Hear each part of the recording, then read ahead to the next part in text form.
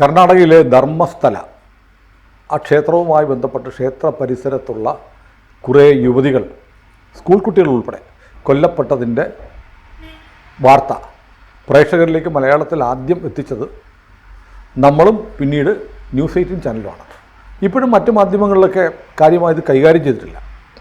ഒരു പ്രസിദ്ധമായ ഒരു ക്ഷേത്രം, ജൈന മതക്കാർ നടത്തുന്ന ഒരു ഹിന്ദു ക്ഷേത്രം, അതിൻ്റെ പരിസരത്താണ് ഈ കൊലപാതകങ്ങൾ നടന്നു എന്ന് പറയപ്പെടുന്നത്. ക്ഷേത്രത്തിലെ ജീവനക്കാരനായ ഒരു ദളിതനായ ശുചീകരണ തൊഴിലാളി നാട്ടിൽ നിന്ന് 2014 ഒളിവിൽ പോയിട്ട് തിരിച്ചു വന്ന് കോടതിയുടെയും പോലീസിൻ്റെയും മുമ്പാകെ താൻ ഒരുപാട് ജഡങ്ങൾ കുഴിച്ചിട്ടു എന്ന് പറഞ്ഞതുകൂടിയാണ് ഈ വിവാദം ആരംഭിക്കുന്നത്. അപ്പോൾ അയാൾക്ക് പോലീസ് പ്രൊട്ടക്ഷൻ കൊടുത്തിട്ടുണ്ട്.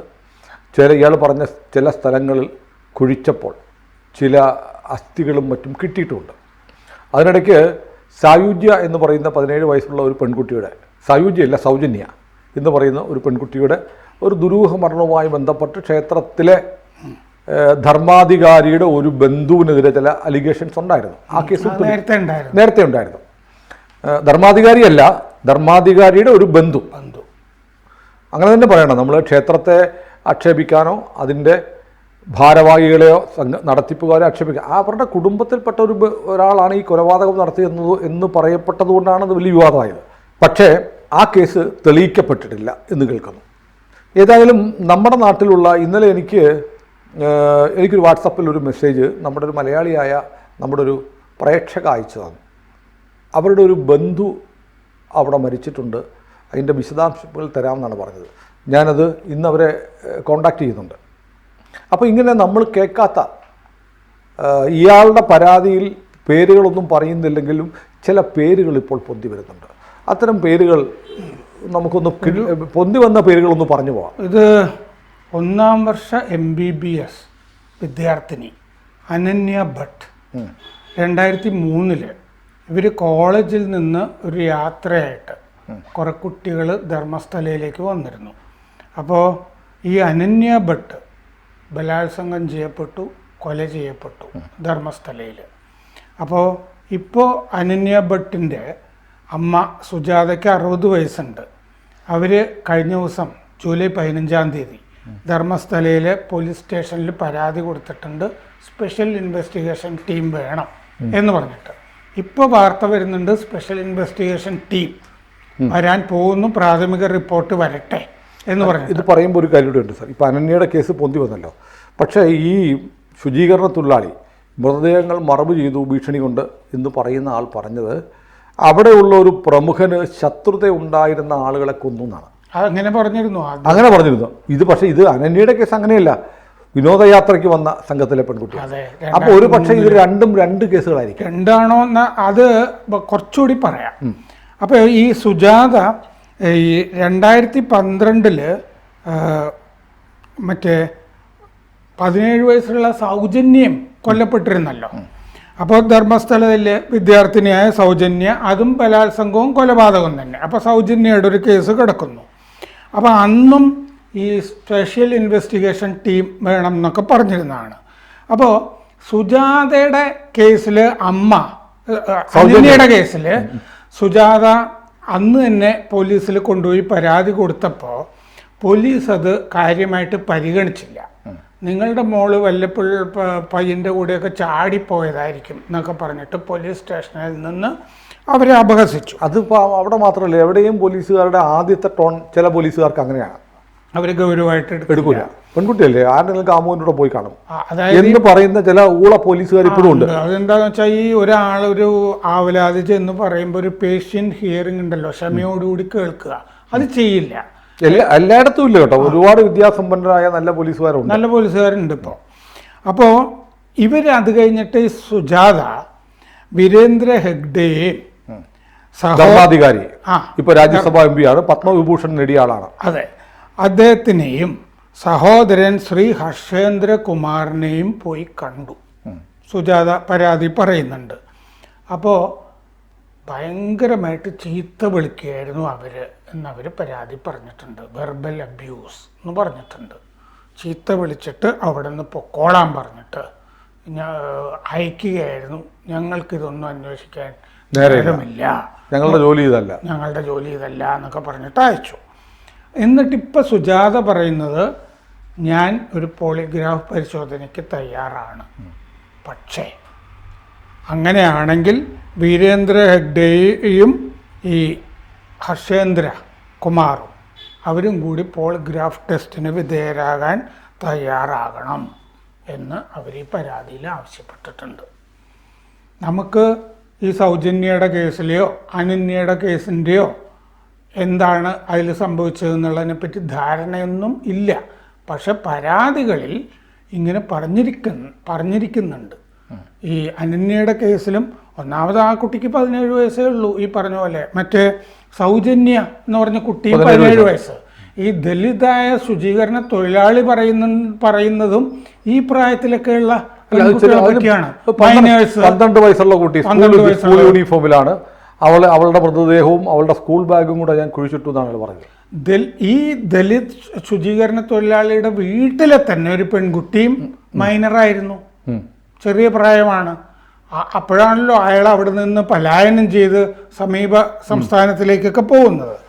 അപ്പോൾ ഇപ്പോൾ ചെയ്തിരിക്കുന്നത് എന്താണെന്ന് വെച്ച് കഴിഞ്ഞാൽ ഈ ദലിതിൻ്റെ ശുചീകരണ തൊഴിലാളിയുടെ ജീവൻ അപകടത്തിലാകുമോ എന്നുള്ളൊരു സംശയമുള്ളത് കൊണ്ട് ഇപ്പോൾ സുപ്രീം കോടതിയിലെ അഭിഭാഷകൻ KV ധനഞ്ജയ് അദ്ദേഹത്തിന് പ്രതികളുടെ പേരടങ്ങിയ ഒരു മുദ്രവച്ച കവർ കൈമാറിയിട്ടുണ്ട്. ഈ ദലിത് തൊഴിലാളിക്ക് എന്തെങ്കിലും സംഭവിച്ചു കഴിഞ്ഞാൽ ഈ പേരുകൾ നിങ്ങൾ വെളിപ്പെടുത്തണം എന്ന് പറഞ്ഞിട്ട് ഒരു മുദ്രവച്ച കവർ ധനഞ്ജയ്ക്ക് കൊടുത്തിരിക്കുകയാണ്. അപ്പോൾ ഉന്നത സ്വാധീനമുള്ള ആളുകളാണ് ഈ പ്രതികൾ എന്ന് അദ്ദേഹം പറഞ്ഞിട്ടുണ്ടല്ലോ, ഈ ശുചീകരണ തൊഴിലാളി. അപ്പോൾ അതാരാന്ന് വെച്ച് കഴിഞ്ഞാൽ അവരുടെയൊക്കെ പേര് ഈ KV ധനഞ്ജയ്ക്ക് കൊടുത്ത ഈ കവറിൻ്റെ അകത്തുണ്ട്. ഈ തൊഴിലാളി കൊല്ലപ്പെട്ട് കഴിഞ്ഞാൽ അത് ധനഞ്ജയ് വെളിപ്പെടുത്തണം എന്നാണ് പറഞ്ഞിരിക്കുന്നത്. ഇങ്ങനൊരു സംഭവവികാസം കൂടി ഉണ്ട് ഇതിൻ്റെ അകത്ത്. ഇത് മംഗലാപുരത്ത് നിന്ന് 75 കിലോമീറ്ററാണ് ധർമ്മസ്ഥല. BJP MLA ആ ഭാഗത്തുള്ള അരവിന്ദ് ബെല്ലാത്ത് ഈ ആരോപണങ്ങൾ മുഴുവൻ തള്ളിക്കളഞ്ഞിട്ടുണ്ട്. ഇത് വെറുതെ ഒരു അജണ്ടയുടെ പേരിൽ വരുന്നതാണ്. ഹൂബ്ലി ധാർവാഡ് MLA ആണ് അദ്ദേഹം, അരവിന്ദ് ബെല്ലാത്ത്. ഇത് പറയുന്നതിൽ കഥയില്ല, അടിസ്ഥാനരഹിതമാണ് എന്ന് അദ്ദേഹം പറഞ്ഞിട്ടുണ്ട്. ബെൽത്തങ്ങാടി പ്രിൻസിപ്പൽ സിവിൽ ജഡ്ജ്, പിന്നെ ജുഡീഷ്യൽ ഫസ്റ്റ് ക്ലാസ് മജിസ്ട്രേറ്റ്, ആ കോടതിയിലാണ് ഈ കേസൊക്കെ നടക്കുന്നത്. അവിടെ ഈ ശുചീകരണ തൊഴിലാളി ഹാജരായിരുന്നു. സംരക്ഷണത്തിനുമൊക്കെ ഉത്തരവൊക്കെ കൊടുത്തിട്ടുണ്ട്. പേര് വെളിപ്പെടുത്തുന്നില്ല, ഇപ്പോൾ ആരാണെന്ന് വെളിപ്പെടുത്തുന്നില്ല. കാരണം ഇവർ വലിയ സ്വാധീനമുള്ള ആളുകളാണ് എന്നുള്ളത് കൊണ്ട്. അപ്പോൾ ഇദ്ദേഹം 1995 മുതൽ 2014 വരെയാണ് ഈ അവിടെ ജോലി ചെയ്തിരുന്നത് ശുചീകരണ തൊഴിലാളിയായിട്ട്. ഈ ജഡങ്ങളൊക്കെ കുഴിച്ചിട്ടതും നിർബന്ധപൂർവമാണ് എല്ലാം എന്ന് പറഞ്ഞിട്ടുണ്ട്. അപ്പോൾ 2 ദശകക്കാലം സ്ത്രീകൾ, യുവതികൾ, ചെറിയ പ്രായമുള്ള കുട്ടികൾ ഒക്കെ അദ്ദേഹം പറഞ്ഞിരിക്കുന്നത്, പരാതിയിൽ പറഞ്ഞിരിക്കുന്നത് ഭീഷണി ഉണ്ടായിരുന്നു, ഭീഷണിപ്പെടുത്തിയിരുന്നു, നിന്നെ കഷണങ്ങളാക്കും, നീ മറവ് ചെയ്ത ആളുകളെ പോലെ തന്നെ നിന്റെ ശരീരവും ഞങ്ങൾ മറവ് ചെയ്യും എന്ന് ഭീഷണിപ്പെടുത്തിയിരുന്നു എന്ന് പറയുന്നുണ്ട്. നേത്രാവതിയുടെ കരയിലാണ് ജഡങ്ങളൊക്കെ ഇത് മറവ് ചെയ്തിട്ടുള്ളത്. കാട്ടുപ്രദേശത്തുമുണ്ടെന്ന് പറയുന്നത്, കാടിൽ നിന്ന് പരിശോധനയൊക്കെ നടക്കുന്ന പോലെയൊക്കെ കാണുന്നുണ്ട്.